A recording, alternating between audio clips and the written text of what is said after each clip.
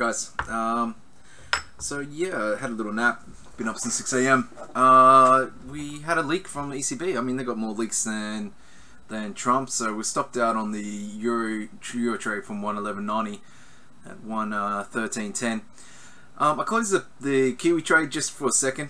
I may re-enter. It's not exactly completely changed, but it's, you know, enough things have changed in the game right now that I'm not 100% on this. So oh god, we've got more central bank news coming out. Here, quickly, we'll just quick find out what's going on here. The MPC is hawkish headline from Carney.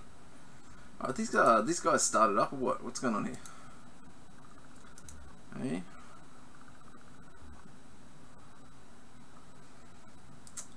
Alright, so okay, that is a very hawkish headline from Carney. Some removal of stimulus likely necessary to spare capacity roads. They will debate the issues of coming months. Jesus Christ. Oh wow. Okay, that's pretty good for 130. Now the euro straight back up with it. You know, the euro. I mean, basically there's a battle going on now between ECB and the market's saying, "Hey, Draghi, we're going to call you out, right?" And Draghi probably is going to start leaking more stuff, and he's probably going to come out of this. If it's true what the ECB leak was, that he was misinterpreted, and he'll probably come out and be more dovish this time.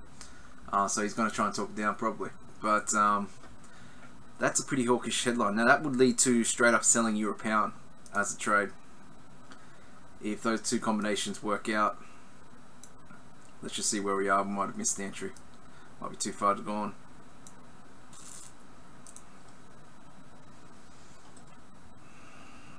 God, I feel like I'm going to get in trouble if I sell here.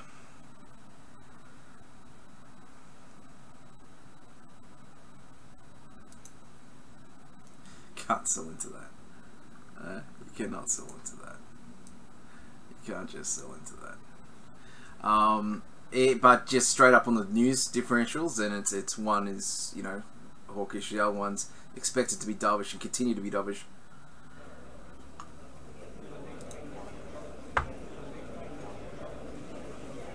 And Aussie and Kiwi enjoying that relief rally. Fun and games.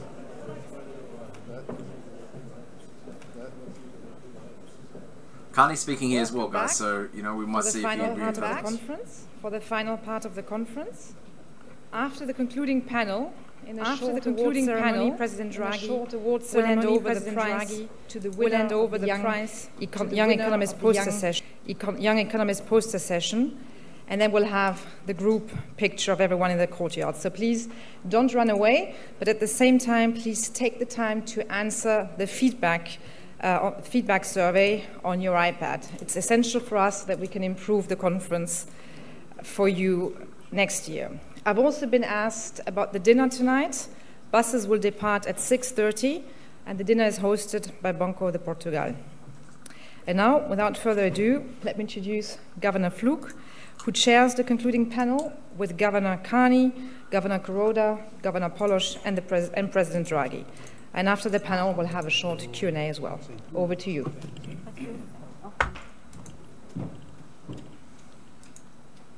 Well, thank you. Before Governor Flug starts, just wanted to thank all of you, also in the name of my ECB colleagues, Bank of Portugal, all the staff, and all the presenters and the panelists for the insights they have provided, and for the lively debates we had in the last 2 days. The discussions about the relationship between investment growth and productivity in advanced economies have indeed been illuminating and thought-provoking, and we'll continue having a conversation on these issues just in a few minutes. Governor Flug. Thank you very much. So first, let me thank you, President Draghi, and the organizers from the ECB for inviting me to moderate this final panel. Before I invite you to actually present your opening remarks, let me share with you some insights about the experience of Israel, which has been named Startup Nation, it was already mentioned, due to the very active startup scene that we have in Israel. We have some 5,000 startups in very broad range of areas, from cybersecurity to fintech, clean maybe energy, it was worth the risk. agrotech, and so on and so forth. The high density of startup activity has been attributed to a number of factors, some of which are captured by various measures of the degree of innovation in an economy, and others may have to do with the way the country has evolved and the challenges it has faced. The World Economic Forum and Bloomberg publish international rankings of innovation where Israel ranks high. These rankings measure and show the level of universities that provide the economy with a scientific basis and technological abilities, the close link between the academia and industry, the extent of government support, at least earlier on, to commercial R&D, and the high developed venture capital industries as factors that made key contribution to the innovation-based economy.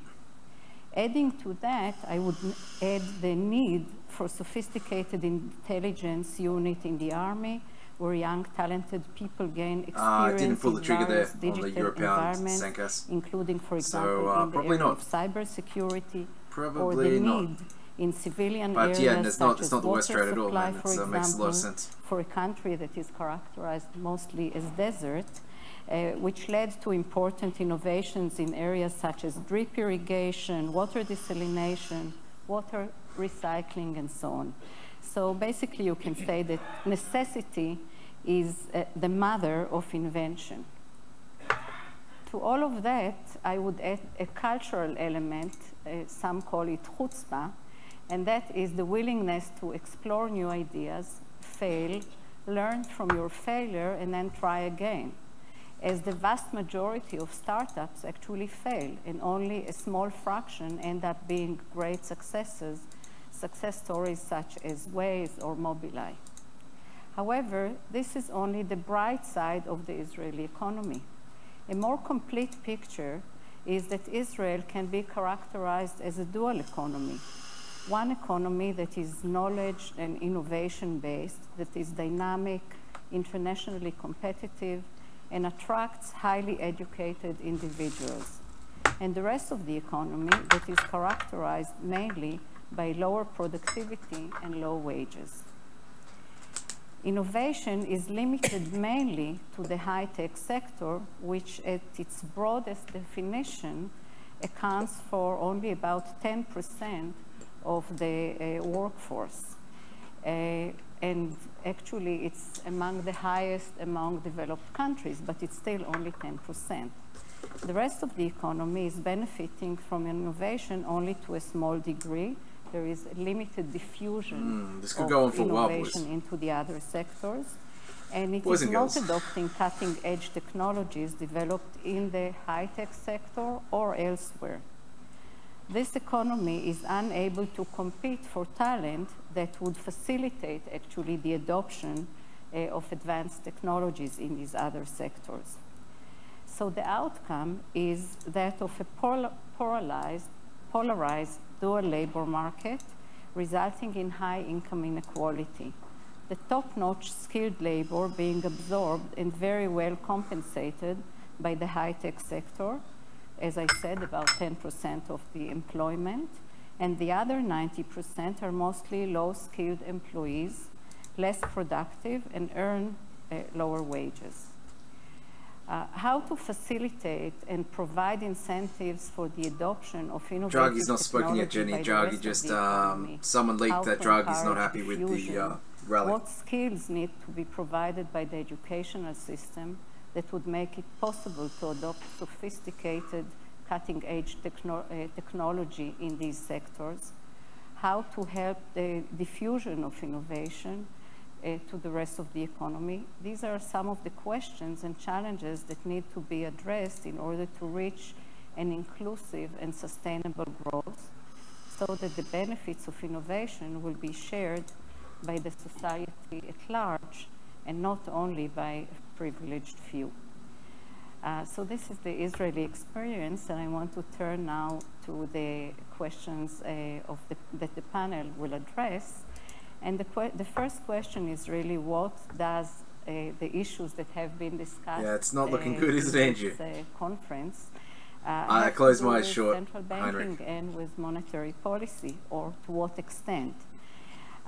It's clear that the basic solutions to the challenges that were discussed here lie outside the policy domain of central bankers.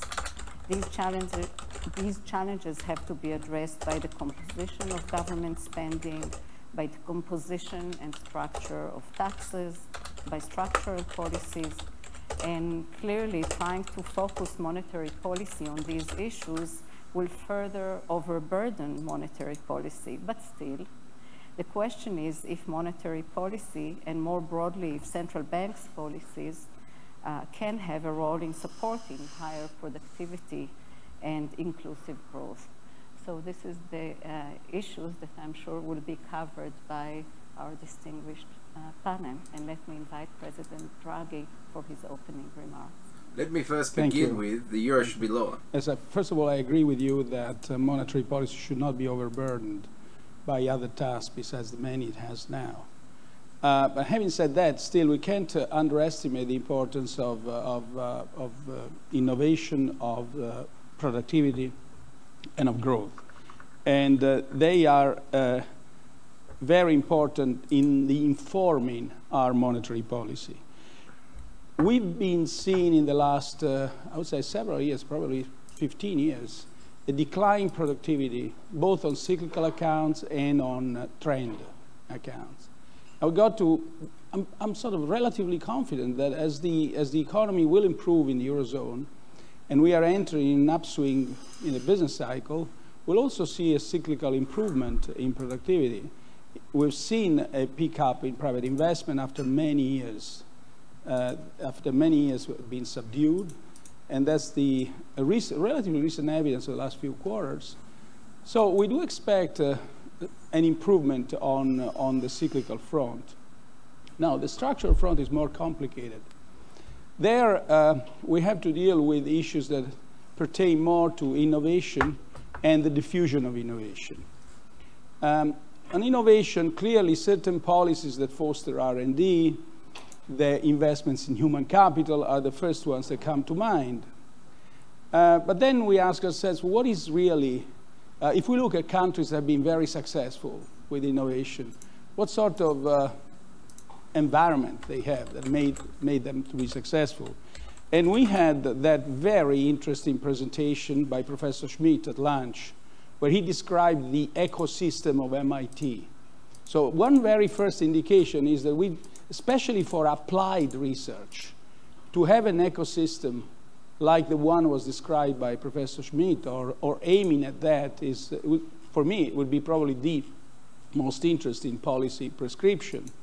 Now, however, to get there, one has to have in place policies that enhance private entrepreneurship, individual initiative, and a cultural environment that is inducive to this. So to get all this, now another distinction is actually quite important, whether we talk about applied research or pure research. And while we have... This might be a snooze fest, guys, if it's going to be all about startups and innovation. For pure research, there is a very strong case to have government support. I would suggest that there is a marvelous small book called The Usefulness of Useless Research, which is being written by the director of the Princeton Institute for Advanced Study. He's a renowned mathematician, Professor Jijgraf. I hope to say it correctly. It's a Dutch name, so it's always a big problem. And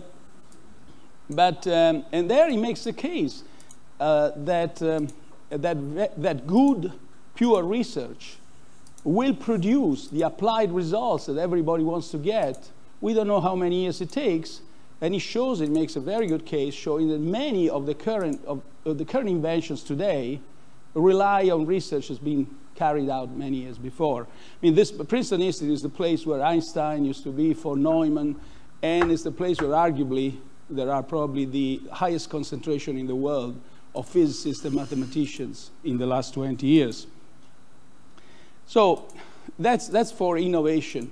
But in Europe, we, I hope I didn't insult anybody in saying that. It just, I didn't say at each point in time, okay?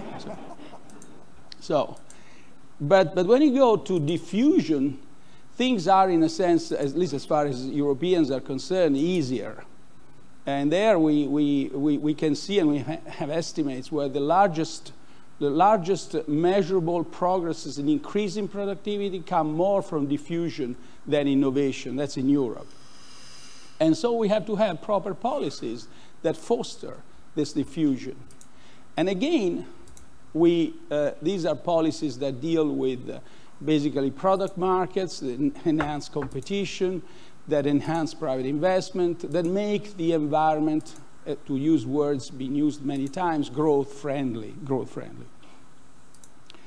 Incidentally, was something that I thought came to mind listening to the paper by David Autor last time. He showed, you remember, he demonstrated that increases in productivity within each industry may have a depressing effect on employment, but the spillovers to other industries more than offset the negative effects in one specific industry.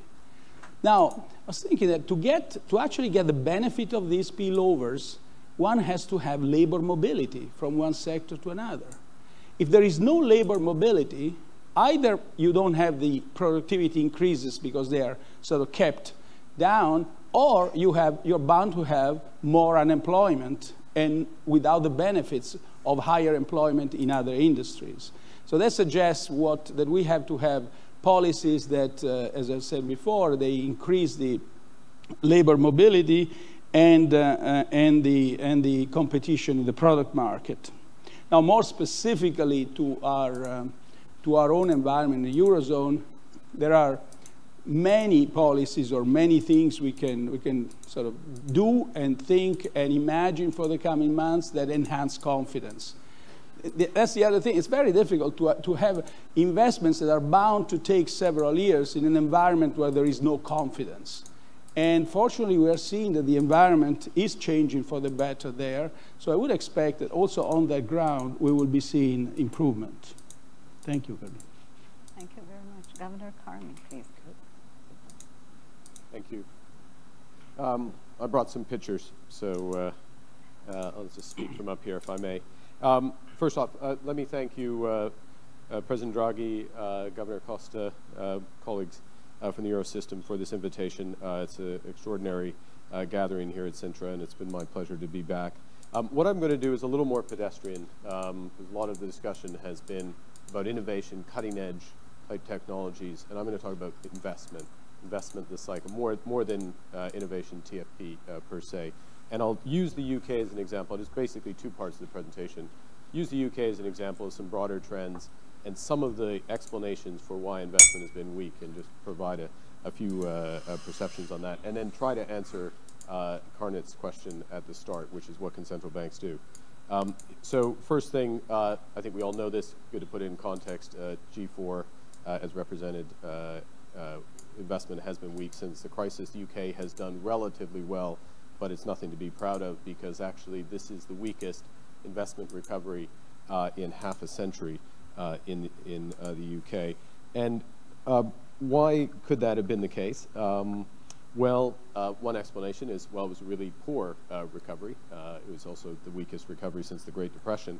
But actually, the investment share is kind of hard to see on this slide. But the investment share looking at different pairs, mate, over the course of that time by about 2 percentage points. I'm pretty sure that this is not going to be economies.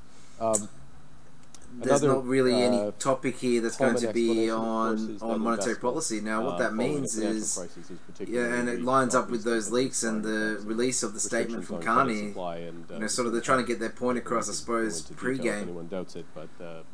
So the big moves might be done here, guys, in terms of the announcement. And so what we're looking for.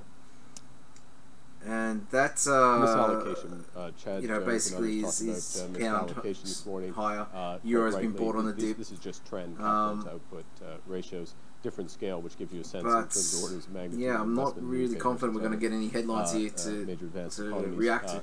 Basic point: we see these the capital overhang being worked off in the UK over the course of the next couple of years. So some of the conditions are coming into place for a pickup in investment. Zombie firms, often a idea floated for why there's been poor investment. Actually, both as the regulator of the banks, but also looking at macro, we've seen the proportion of zombie firms fall. If you just do them on a basic, who's not covering their interest with their EBIT in the UK, the BIS sees them rising across advanced economies. The BIS sees lots of things that we don't see. So we're more confident in our data there. Now, I'm very sorry to have missed Bernanke's presentation the other night. He's taught us many things, and one of the things that he's taught us, of course, is the option value of waiting in investment. And one of the things that is an unfortunate reality in the United Kingdom is that firms have faced a high degree of uncertainty, not just economic, but geopolitical and policy uncertainty. We all know these measurements are imperfect, but directionally tell us something.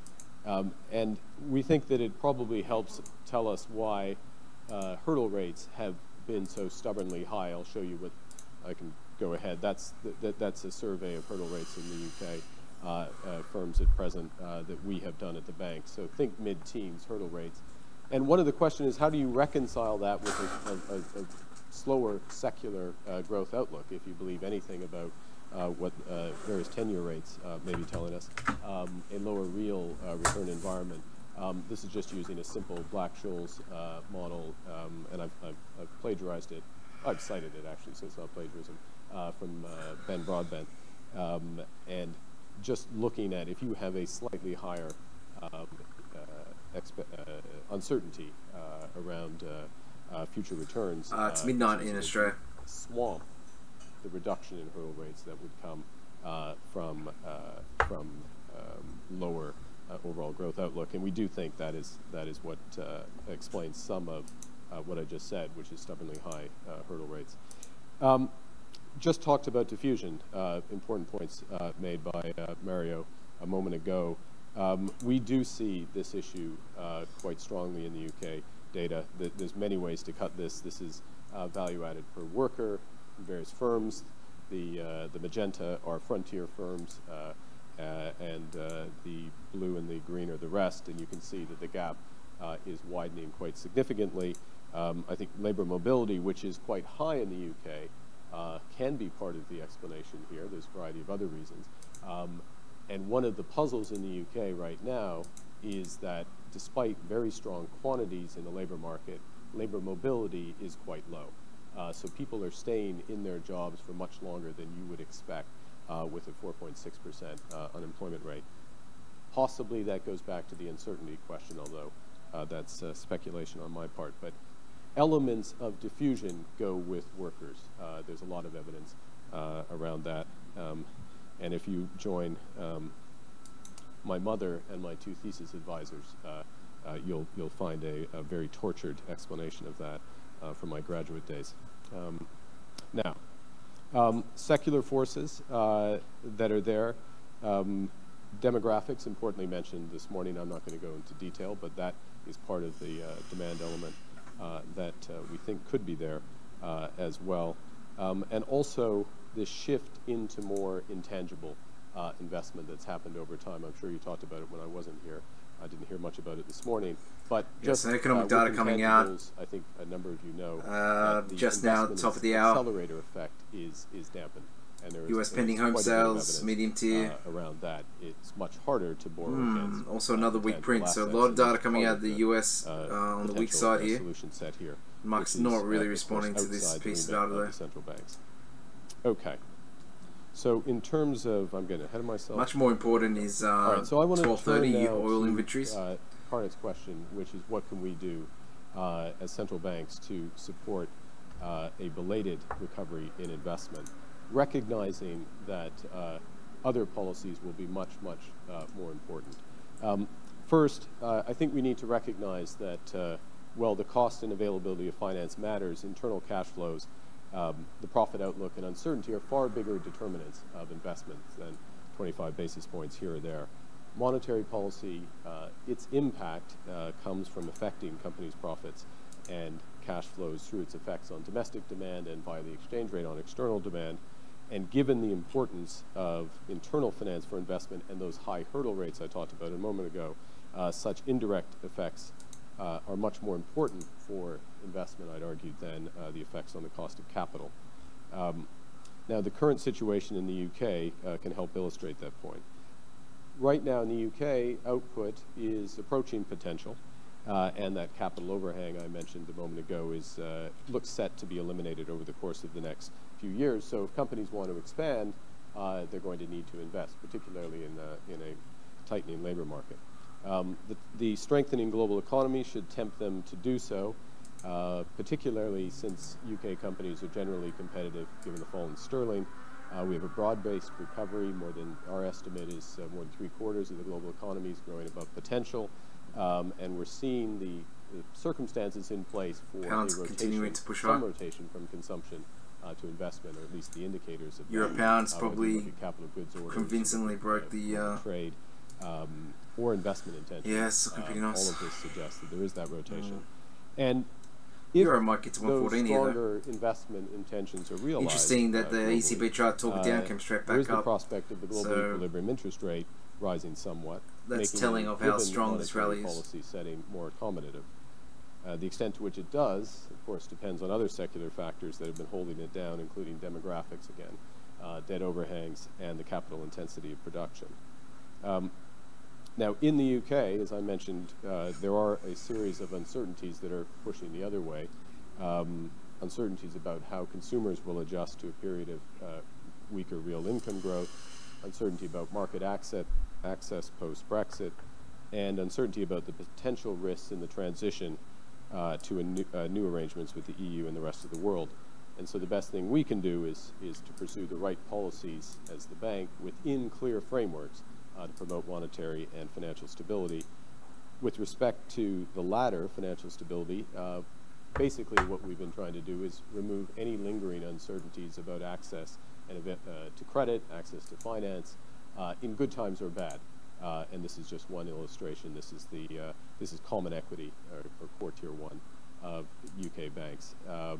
We've also taken steps, such as we took a number yesterday around raising the countercyclical buffer, tightening underwriting standards, and recalibrating the leverage ratio. So a series of things, including contingency planning around Brexit, which we do for a variety of reasons, but really are, from an investment perspective, is to take one uncertainty off the table.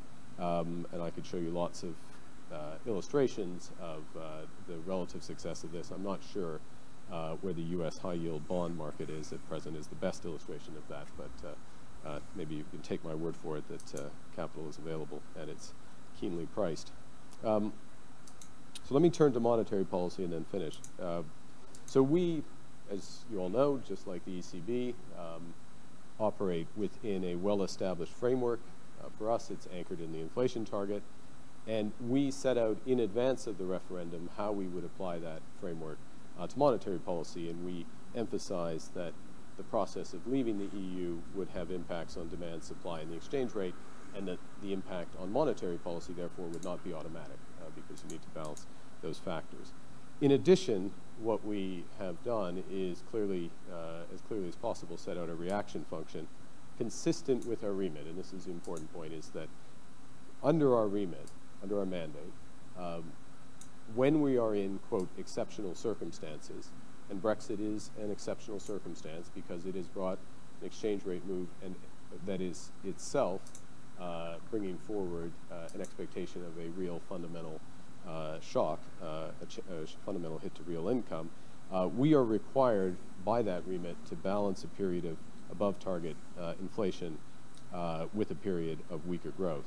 So the primary objective of monetary policy remains inflation control, and since that is the case, any overshoot of inflation above target can only be temporary in nature and limited in scope, and therefore we've been clear that we have limited tolerance for that above target inflation. So we've been in a situation where since Brexit emerged, financial markets have marked down the UK's economic prospects. We're in a situation where we can't prevent that weaker real income growth that's likely to accompany Brexit, but we can determine how that hit is distributed between job losses and price rises, and we can support households and businesses as they adjust. And what this chart shows is just, in effect, the trade-off that we've been managing between this is pretty much on point, right? This is inflation, at least in projections 2 years out. In the light purple is back in a year ago. This is the most if there had been no stimulus, we felt it would be a very related to the currencies we've got so far. Overshoot farther out, and then the path we've charted, and it's going, as you see, back towards the origin. And key point is that some removal. Sorry, the key point before that is as spare capacity erodes, so as you chart that, chart those dot plots, the trade-off that we must balance lessens, and all else equal, our tolerance for above target inflation falls. Now, different members of the MPC will have different views about the outlook for the economy and exactly where that trade-off will be, but not so much different views of what the lambda should be, in other words, the interpretation of the remit. And so they will have different views about the timing of any bank rate increase, but all expect that any changes would be limited in scope and gradual in pace. And so when we met earlier this month, my view is that given the mixed signals on consumer spending and business investment, it was too early to judge with confidence how large and how persistent any slowdown in growth would prove. And moreover, with domestic inflationary pressures, particularly wages and unit labor costs still subdued, this is pretty neutral. It was appropriate to leave the policy stance unchanged at that time. Let's say we go. Now, some removal of monetary policy stimulus is likely to become necessary if that trade-off that the MPC faces continues to lessen. So you can see the chart, and you can plot your view on where it's headed. Because as it lessens, the policy decision becomes more conventional, or would become more conventional. The extent to which the trade-off moves in that direction will depend on the extent to which weaker consumption growth is offset by other components of demand, including business investment, and importantly business investment. Whether wages and unit labor costs begin to firm, and more generally how the economy reacts to both tighter financial conditions and the reality of Brexit negotiations. And those are the issues, some of the issues that the MPC is debating. But what we're trying to do, and we consistently try to do, is frame them within a clear framework, a reaction function, so different people will have different views and they can anticipate accordingly how it would change. And this doesn't become a factor into business investment because there are far more important considerations that should determine them. And so with that, I will conclude and leave you with... my take on it was he was still saying the same stuff. I think he was acknowledging the MPC members who voted for a rate hike there. But he did come across himself a bit more neutral. And let me invite Governor Kuroda, please. Yes. Thank you, Chair. A common development among advanced economies during the recovery from the global financial crisis Jesus, this is going to be painful. The weak momentum in business fixed investment and in corporate investment in human resources or wage growth in spite of strong corporate earnings. This situation is sometimes called corporate saving glut. This is particularly stark in Japan.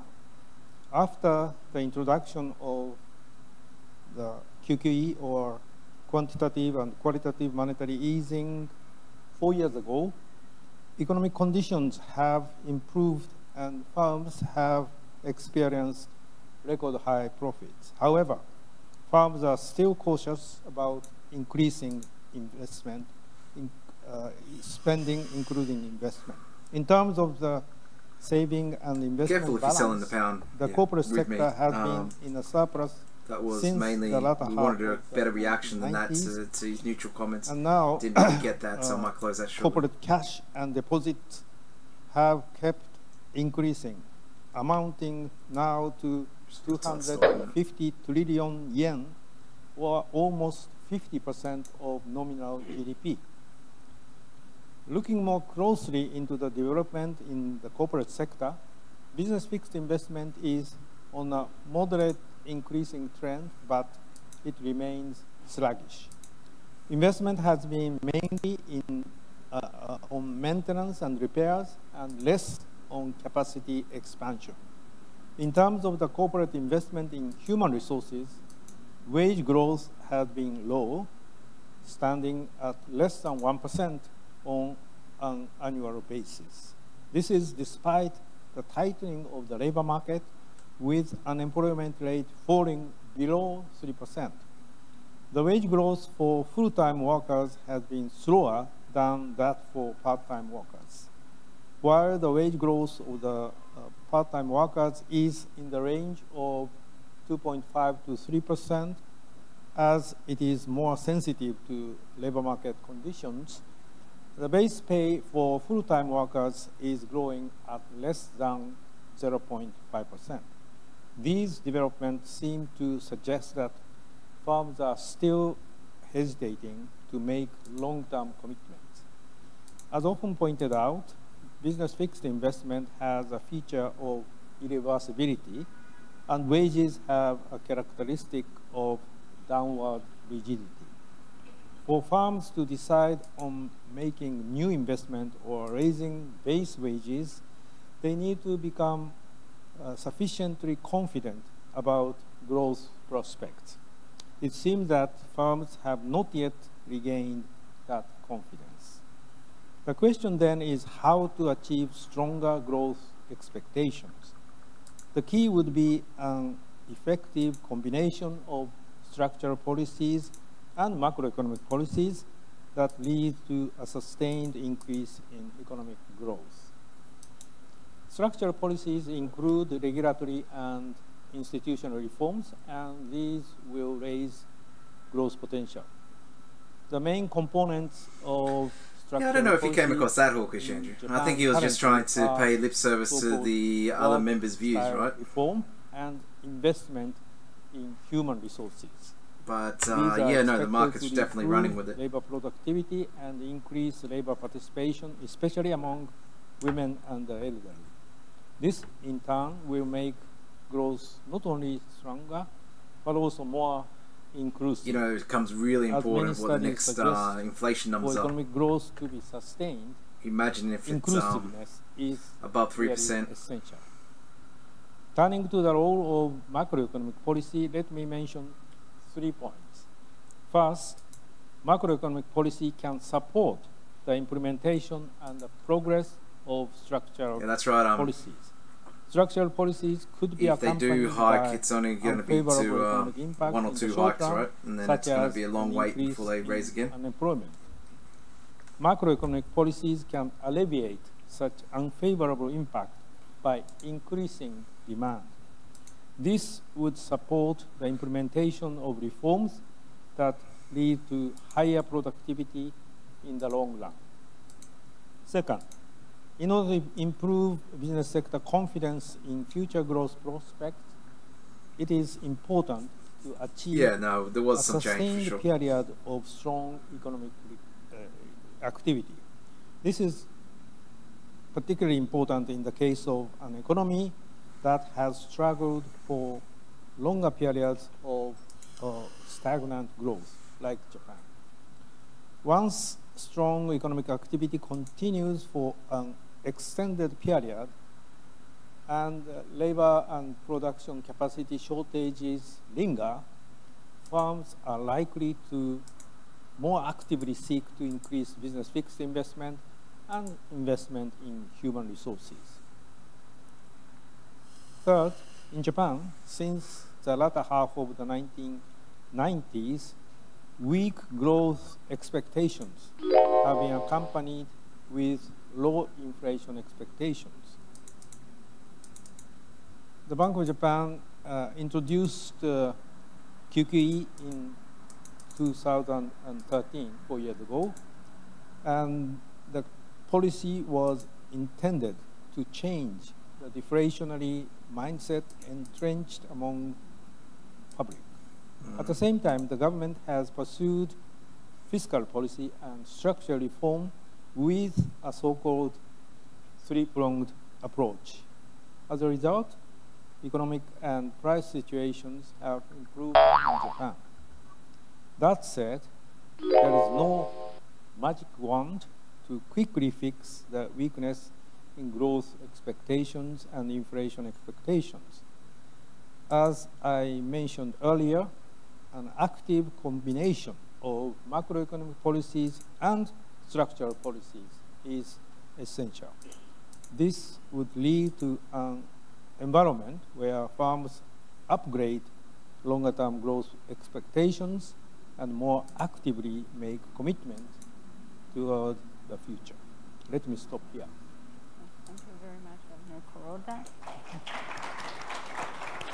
And we move to the Governor of Bank of Canada. Well, thank you very much. Thanks, Karnan. Well, I'm delighted to be here. It's obviously a wonderful setting. I don't think I'll get a debate on that. It's been a great conference, and I want to thank the ECB very much for the invitation. So I'm not going to try to summarize everything or even many things that I've learned in the last couple of days. I don't have enough time. But what I would like to do is talk about what central bankers actually do when they learn something at a conference like this. 2018, you know, something that calls into question one of their basic assumptions. To get some strong numbers out, or maybe one of their economic models, or otherwise the market will bring forward the chances of a rate hike this year, but that's unlikely. Now, central banks can't go around embracing every new shift in academic thinking. The role we play demands a certain degree of continuity of framework. In fact, we're much more likely to go home and stress test our framework with a new idea. Then maybe shade our judgment as a result. Our framework, I think of it as like a nice old house, right? We might add a room or redo the kitchen, but we rarely tear down the house and start over. So I like to think of this as sort of a gathering of new ideas, as a Bayesian process. So there, I put that in for the aficionados who are here, of which there are many. It's where our priors, the priors that we bring to the table, are summed up by the results given by our standard framework, and then we confront those priors with a compelling new insight from new research. Now, there are two dimensions to Bayesian updating. And the first dimension concerns point estimates. The new insight or the new model convinces us to tilt our judgment from the old result toward a new result. Yeah, just probably not all the way. Side stop. I don't think it's going to work out though. To illustrate, say we start with a forecast of the economy based on our standard framework. Side stop there. Then we take a new experimental model. I think I'm giving money back to the market. An alternative scenario. Well, then as policymakers, we have a debate on how much weight to put on 130 is a pretty big magnet now. In the end, essentially, we would choose some sort of judgmental blend of the two scenarios. Markets haven't exactly been lenient. But that's the kind of exercise I have in mind. That's the point estimate. The second dimension of Bayesian updating is less with common in Carney practice. not being as hawkish as but I think his no comments less that we released earlier. That dimension takes into account that there's now price a action's new king, right? range You've got of to possible react to that, and outcomes price action's very that's now bullish. introduced Shouldn't to trade the my exercise own opinion by too that much. new research. The fact is, by tilting your forecast, by putting some weight on an alternative model, also means that you're embracing a wider distribution of possibilities than your original model suggested. And the question is, how do we as policymakers acknowledge that wider range of possible outcomes in our process of policy formulation? Now, there is a literature, of course, on decision-making in the face of uncertainty, but it's not that well developed, at least for the purpose that I have in mind here. So what I'm offering today is just some early thinking on this issue. So In practical terms, acknowledging the risk that in the light of new research, there's now a wider range of possible maybe 1:30 I'll have another go, but means we'll moving monetary policy be nice to see someone else, away from a anyone else selling. Rule. Shorts are getting stomped here. It turns into a bit more of a risk management exercise. So it means asking yourself questions like, okay, if I base my policy decision on my standard model, but this new model turns out to be right, what will be the consequences for the economy? Now, if those consequences would be undesirable through your policy lens, then you need to adjust your policy plan to hedge against that risk. In effect, you lean in that direction to some degree. So to illustrate, let's consider our discussions at this conference around innovation, investment, and growth, and where monetary policy fits. So for one session, I came away with an understanding that technological change will eliminate some jobs in the sector where the change is happening. It'll demand difficult adjustments from those affected in that sector, but it will gradually create jobs in other sectors. And the net effect, according to the evidence that David O'Toole presented, generally has been positive, eventually, in the end. Now, as policymakers, certainly we wouldn't want to disrupt those natural forces. Rather, we'd rather facilitate them. So the process of technological change is inherently unforecastable, yet the risk that it will happen is great enough that we should at least consider allowing for it in our policy formulation. So this would mean doing enough experimenting with the models to understand the risks that you would be taking and ignoring the possibility, and then hedging against those risks. So as a second example, we had some discussions at this conference around the global weakness in investment. Mark has just given some good insights there from the UK. So based on what I heard here, we should be considering whether we have the right model of investment in mind. So globalization and the relative growth in the service sector have made intangible investment far more important than in the past. And some of this is measured well, but there's a risk that much of it is not measured very well. So for instance, the switch to cloud computing is clearly complicating the measurement of investment for statistical agencies. So our models of investment and industrial capacity are quite traditional, right? And they're very central to our understanding of the inflation process. So if another model of investment dynamics is growing in importance, we may need to allow for a wider range of possibilities around that part of our forecast and adopt a policy that reflects that uncertainty. So those are just two possible sources of new thinking that I take away from this conference. 5 minutes, we got the actually, Mario raised a couple of others US in his inventory introductory speech around properties of the Phillips curve. The same kind of exercise one could conduct for those kinds of API issues. earlier So today this showed a Bayesian surprise thought build. process may be applied to any If we get a assumption surprise build in again, our there will policy be framework that looks vulnerable to us. the potential for the And that bears would to be take based back on control the here. research. In The a assumption market about where potential output, they're about R-star. you know, the So short managing squeeze is policy continuing. risks in this way clearly moves us So this further was the away reaction from this mechanical morning. reaction functions or policy rules.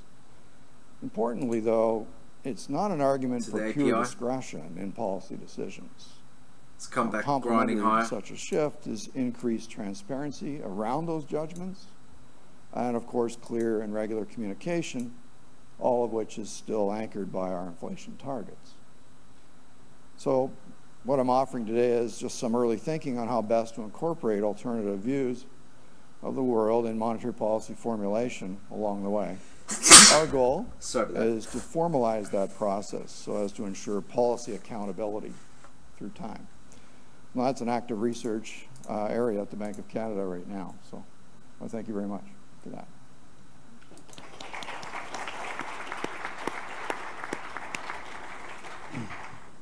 So taking from your last comment, what I understand is that having to continuously update our thinking about policy, a Bayesian process, and getting away from a mechanical rule-based policy reduces the probability that we will soon be replaced by robots. So it At least in that terms, we're That's absolutely safer correct. than.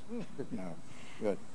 We can move now to some questions or comments from the public. So we have about 35 minutes, so we'll have probably 2 or 3 rounds. Why don't you start? Thank you very much. I enjoyed all introductions, in particular the last one. Yesterday we had a beer in the bar discussing all the issues which were discussed that day. And we didn't agree about everything, to put it mildly. But we agreed that with the colleagues about one thing, and that we are confronted with Knightian uncertainty. So my question to the panel, not only to Mr. Polos, but to everybody, how are you going to deal with that Knightian uncertainty which we are confronted nowadays? Thank you. Thank you. We'll take 2 more questions before I let the panel answer. Yes, please.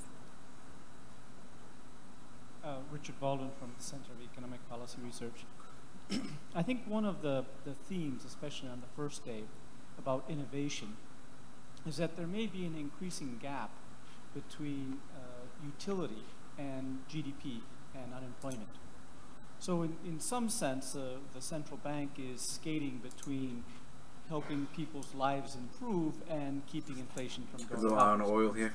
But so much of the innovation we were talking about is essentially saying that not only inflation may be mismeasured because of zero price goods and whatever, but that many of these zero price goods are the API lows. Benefit to people's lives, even though it's not showing up in GDP or if we do get that build. Employment. I wondered if you think about any of those things in doing your monetary policy, or more prosaically, do you think seriously about the GDP mismeasuring economic activity, and do you take that account in your monetary policy discussions? Thanks. Maybe one more on this side. Yes, please. Over the past 2 days, we've talked a lot about investment, but not a great deal about how it's funded, besides the fact that there's an important role for the public sector in primary research. But what about private savings? And what about the main source of private savings in Europe, in particular, life insurance companies or pension funds? And are the panel concerned that recent regulation of these things actually encourages them to invest more in government bonds, say, than in equity, public equity, private equity? We've learned over the past couple of days that if we want to invest in intangibles, in green revolution, climate change, we do need more equity-type instruments and more long-term investing. Thanks. Stephen, would you like to go first on the Knightian uncertainty? Well, why, sure, thanks.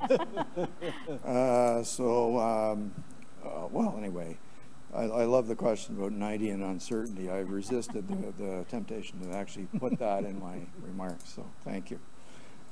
Because it's true, we do face some risks that appear to be sufficiently profound to fall into that class. They're not, well, usually when we think about risks, and that's what I meant when I said that, the literature of decision-making in the face of uncertainty oil data out. In the zone. Strong it doesn't draw. really take into account Interesting. that sort of more the opposite way. So wrong model versus this was 45 back on the cards right now. Uncertainty, which API, I remember, was limitations. So was a build. But I do think that I do think about that. We face some things today. They're mainly geopolitical in nature. That would be so rattling that you'd need to start. We would have to knock down the build house. too. And Market's still squeezing. Interesting. But I think that we do have at least the equipment to think about those things. Whether we have the nerve to actually incorporate them. Must be the internals here. Is your question. So it's a little bit like what we do in financial stability analysis, right? We have these tail risks that, we think they're low probability, but they have major consequences. We focus on vulnerabilities in the system, like a crack in a tree. Someday the right wind comes along and down it goes, but it's a 1 in 1,000 event. And so you still have to, though, understand those implications, whether it actually goes to the stage where you are changing policy in some way. Pretty crazy price action here on oil. But I think we have the equipment in the way I described to actually understand them. So for me, it would be like, well, what if, you know, NAFTA were changed in a really big way? How would that affect the Canadian economy? That would be a really big shock for us to deal with, as opposed to modernizing it or tweaking.